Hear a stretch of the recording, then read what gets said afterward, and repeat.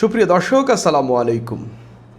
ধরেন কোনো একটি রাজনৈতিক দলের একজন নেতা কিংবা কর্মী দেশের কোনো এক স্থানে তার বিরোধী পক্ষের হাতে মার খেলো।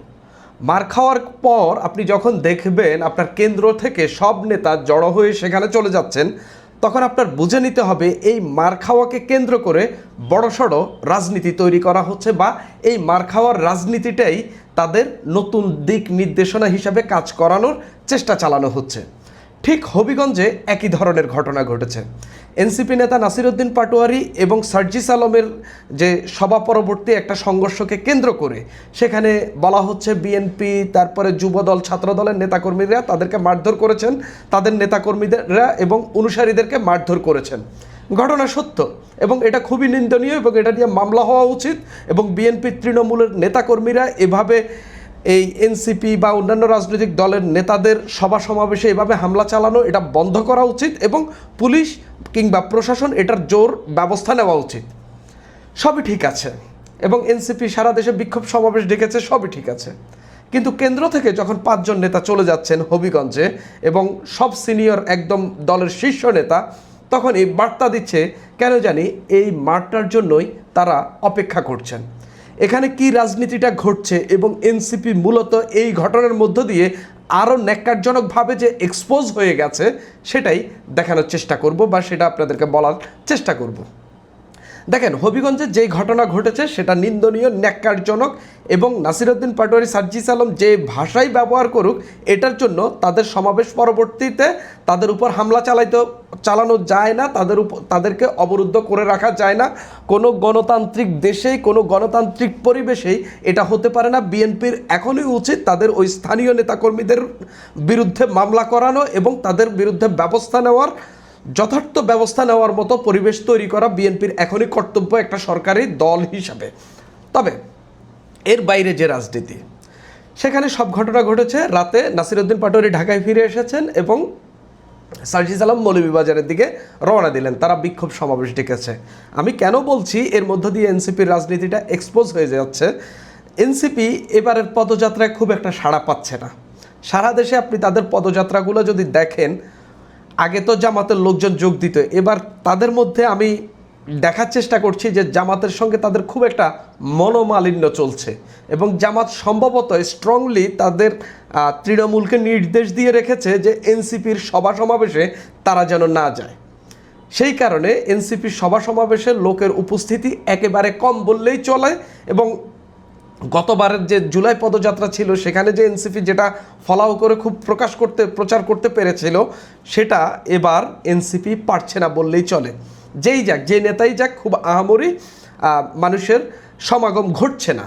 একেবারে মিছিল মিটিংগুলো খুব ন্যাক্কারজনকভাবে এনসিপি এক্সপোজ হয়ে যাচ্ছে। মানে এনসিপির 15-20 জন মিছিল করছে, পদযাত্রা করছে, পেছনে যে এতগুলা গাড়ি আটকা পড়ছে তার সংখ্যা কয়েক গুণ বেশি, এবং এটা মানুষ খুবই এর সমালোচনা করছে। এনসিপি হবিগঞ্জে সমাবেশ করলো, সেখানে বিএনপি নেতার বিরুদ্ধে বক্তব্য দিলেন। কি দিলেন? বিএনপিকে সাইজ করা হবে, জিকে গৌসের কথা বললেন, সেখানে তাকে সাইজ করা হবে, তার রাজনীতির কথা বললেন। এর আগে আপনাদের নিশ্চয় মনে আছে নাসিরউদ্দিন পাটোয়ারি আপনার রংপুরে গিয়েও বিএনপি নেতা আসাদুল হাবিব দুলু তাকে আপনার মাফিয়া বলে আসলেন। যেখানেই যাচ্ছেন বিএনপির কোনো না কোনো নেতাকে এরকম ব্যক্তিগতভাবে আক্রমণ করছেন। আমি মনে করি এই ভাষার স্বাধীনতা তার থাকা উচিত, এবং বিএনপিকেও এটার বিষয়ে সহনশীল হওয়া উচিত। কিন্তু আপনি বলেন যে আপনি কতজনকে কন্ট্রোল করবেন? ধরেন আপনি বিএনপির একজন নেতাকে, তিনি দাঁড়িয়ে, বিএনপির নেতাকর্মীরা শুনছেন তার নেতাকে মাফিয়া বলা হচ্ছে, এবং বলা হচ্ছে তাকে সাইজ করা হবে, তারেক রহমানকে গদি থেকে নামিয়ে ফেলা হবে।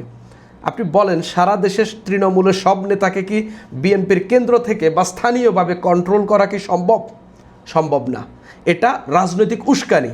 সেই উস্কানির কারণেই হবিগঞ্জে ঘটনাটা ঘটেছে। আমি কমপ্লিটলি এখানে পুরোপুরি দোষটাই বিএনপির বা বিএনপির নেতাকর্মীদের, যারা এই ঘটনায় হামলা চালিয়েছে। কিন্তু এই যে উস্কানি দিয়েছে, এই উস্কানিটা এনসিপি দীর্ঘদিন ধরে দেওয়ার চেষ্টা করছে, যার মধ্য দিয়ে জুলাই পদযাত্রায় তারা সিম্প্যাথি গেইনের চেষ্টা চালাচ্ছে। যেই সিম্প্যাথিটা তারা গোপালগঞ্জে গিয়ে পেয়েছে, আওয়ামী লীগ বাদে অন্যান্য সবারই সিম্প্যাথি তারা মোটামুটি পেয়েছে, কিন্তু এবারের হবিগঞ্জের ঘটনায় তারা সেই সিম্প্যাথিও পাচ্ছে না। মানুষ ব্যাপক আকারে বলা বলে করছেন এগুলা এনসিপির নাটক এবং এগুলা করার জন্যই এই পদযাত্রা করছে, সেটাও বিষয় না। পরদিন নেতারা গেলেন। আচ্ছা, হবিগঞ্জে একটা ঘটনা ঘটেছে, একটা মামলা করতে নাহিদ ইসলাম, তারপরে হচ্ছে আপনার হাসনাত আবদুল্লাহ, তারপরে হচ্ছে সারওয়াত তুষার, কেন্দ্র থেকে মাহমুদা মিতু, নাসিরউদ্দিন পাটোয়ারি, সব কেন্দ্রীয় নেতাকে ওইখানে যেতে হবে? মামলা তো সেখান থেকে না করলে আপনি সেটা নিয়ে রাজনীতি করতে পারবেন যে আমাদের নেতাদের উপর হামলা করা হয়েছে, আমাদেরকে মামলা করতে দিচ্ছে না বিএনপি কিংবা তাদের প্রশাসন। আপনি তো সেই স্ট্যান্ডটাও নিতে পারতেন। আমি এজন্যই বলি এনসিপির রাজনীতিটা খুবই ভুলভাবে এক্সপোজ হয়ে যাচ্ছে। আপনি দেখেন, আমি আপনাদেরকে একটা ছবি দেখাই, এখানে ল্যাপটপে দেখেন, এটা এনসিপির একটা প্রতিবাদ সভা। এই সভাতে হেডলাইনটাই হলো যে এনসিপির প্রতিবাদ সভাতে 7 জনের উপস্থিতি, মানে এনসিপির নেতারা মার খেয়েছে সেখানে 7 জনের উপস্থিতি। গইনা দেখেন 7 জন, 2 4 4 3 7। আপনি দেখেন হবিগঞ্জে ঘটনা ঘটেছে, হবিগঞ্জে ঘটনা ঘটার পর সিলেটে একটা প্রতিবাদ সমাবেশ হয়েছে। আপনারা একটু দেখেন তো এই প্রতিবাদ সমাবেশের লোক কতজন আছে সিলেটে, পাশের জেলায়। তো এই যে লোকের উপস্থিতি দিয়ে আপনি রাজনীতি ডিসাইড করতে পারবেন না, কিন্তু আপনি যখন বলবেন যে আপনি বিএনপিকে ক্ষমতা থেকে নামাবেন, 7 দিনের আলটিমেটাম দিবেন, 10 দিনের আলটিমেটাম দিবেন, এবং আমরা চাইলে 17 বছর শেখ হাসিনা ছিল, 17 দিনে আমরা বিএনপিকে নামিয়ে ফেলতে হবে পারবো, সেটার জন্য তো আপনার রাজনীতি দাঁড়া করাইতে হবে। সেই রাজনীতি কি এনসিপি দাঁড়া করাইতে পারছে? এই যে সার্জিস আলমের মতো তাদের দলের জনপ্রিয় নেতা, দলীয়ভাবে জনপ্রিয় নেতা, নাসিরউদ্দিন পাটোয়ারির মতো দলীয়ভাবে জনপ্রিয় নেতা, তারা মাইর খাইলেন। আপনি দেশে কি বড় সড় ম্যাসিভ আকারের প্রতিবাদ সভা সমাবেশ দেখলেন? বিক্ষোভে ফেটে পড়েছে এরকম দেখতে পেলেন?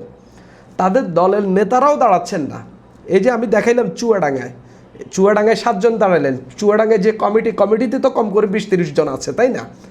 এবং উপজেলা কমিটি আছে, সব মিলিয়ে তো তাদের সেখানে সদস্য নেতা আছে, দাঁড়াইলেন কতজন? 7 জন। দলের নেতাকর্মীরাও তাদের জন্য দাঁড়াচ্ছে না। আপনি সেটা তো গেল, নাহিদ ইসলাম, সার্জিস আলম, তারপরে এই হাসনাত আবদুল্লাহ সবাই কেন্দ্র থেকে গেলেন, উপস্থিতি দেখেন। আমি আপনাদেরকে ল্যাপটপে দেখাচ্ছি, একটু বড় সড়ো দেখা যায়, আপনারা দেখেন। আপনার হাসনাত আবদুল্লাহকে পুলিশ বোঝাচ্ছে যে হচ্ছে আপনারা সেখানে গেলে মানুষ আপনাদেরকে মারধর করতে পারে। হাসনাত আবদুল্লাহ বলছেন যে হচ্ছে সেখানে গেলে যদি হবিগঞ্জের মানুষ আমাদেরকে মারে সেটা আমরা মনে করবো আমাদের কামাই। সেখানে মানুষের উপস্থিতি দেখেন। হাসনাত আবদুল্লাহ পেছনে সব পুলিশের হেলমেট, সব পুলিশ। তবে পুলিশ 2 দফায় তাদেরকে আটকে দিয়েছে, কেননা সেখানে 144 ধারা জারি করা হয়েছে। একবার আটকে দেওয়া হয়েছে আপনার শ্রীমঙ্গলে, আরেকবার আটকে দেওয়া হয়েছে বাহুবলে প্রবেশের আগে। তো তারা সেখানে অবস্থান করছেন এবং তারা বলছেন তারা মামলা করে চলে যাবেন। একটা মামলা করতে ঢাকা থেকে এতগুলো লোক আসা লাগে? আপনি বলেন। তার মানে তাদের হাতে কোনো রাজনীতিই নেই, আর কোনো কিছু করার মতোই অবস্থা নেই। আপনার সার্জিস আলম, হাসনাত আবদুল্লাহ, আপনি দেখেন আওয়ামী লীগের আমলে নুরুল হক নূর, আমি এগুলাকে সাপোর্ট করি না, কিন্তু কি পরিমাণ মারধর খেয়েছে এগুলো বলতে হচ্ছে এই যে রাজনীতিতে এই যে মারধরের কালচারটা তৈরি করা, কি পরিমাণ মার খেয়েছেন। কিন্তু তিনি যতবার মার খেয়েছেন ততবার ঘুরে দাঁড়িয়েছেন। এরা ঘুরে দাঁড়ায় না, ওরা ওইখানেই মনে করে যে সব রাজনীতির গেইনটা করার সেখানেই চেষ্টা করে।